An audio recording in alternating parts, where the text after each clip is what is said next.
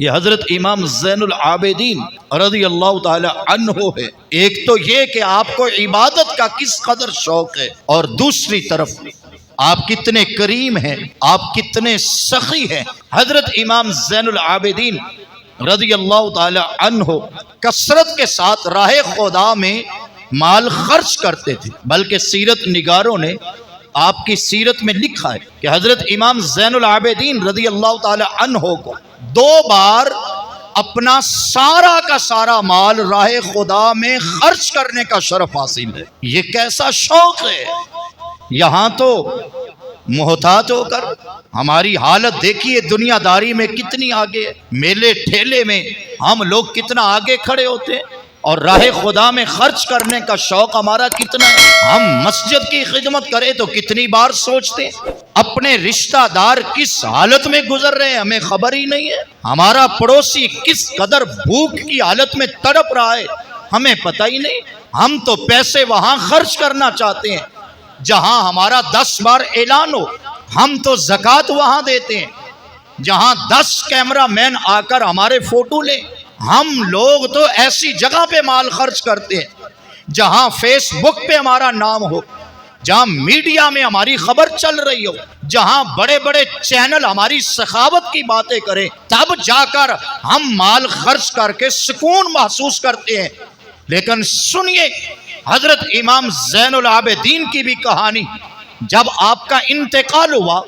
اور آپ کو غسل دیا جانے لگا تو امام زین العابدین کی کمر مبارک پر سیاہ رنگ کے نشان پائے گئے، تو آپ کے خادم خاص سے پوچھا گیا کہ ہمیں بتاؤ، یہ جسم تو پھولوں سے بھی زیادہ خوبصورت ہے، نرم و نازک یہ بدن، پھر اس بدن پر یہ نشان کیسے؟ تو آپ کا خادم خاص رونے لگا اور کہنے لگا، کیا بتاؤں حضور کے اس بیٹے کی شان،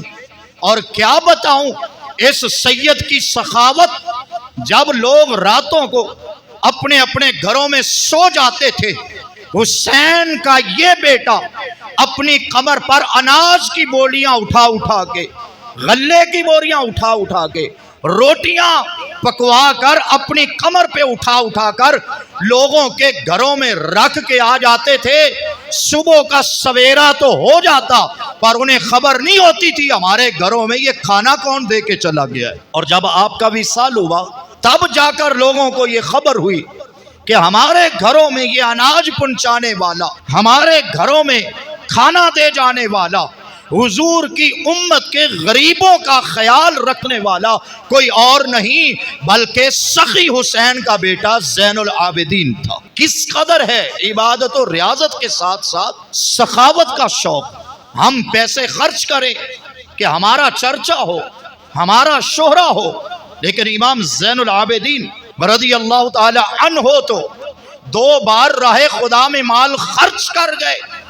بائیں ہاتھ کو بھی خبر نہ ہوئی۔ لوگ راتوں کو سو جاتے ہیں اور آپ رات کے اندھیرے میں جا کر اپنے نانا کی امت کے گھروں میں کھانا پہنچاتے نظر آتے ہیں۔ اور ہماری حالت، ہم محب اہل بیت ہیں، ہونا چاہیے حضور کی آل سے محبت کرنی چاہیے، لیکن یہ محبت فقط نعروں کی حد تک نہیں ہونی چاہیے، یہ محبت فقط نام کی نہیں ہونی چاہیے، بلکہ یہ محبت تو تب ہے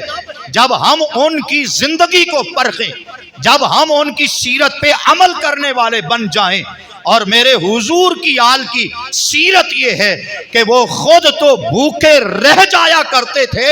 پر مصطفیٰ کی امت کو ہمیشہ مسکراتا ہی دیکھا کرتے تھے۔ حضرت امام زین العابدین رضی اللہ تعالی عنہ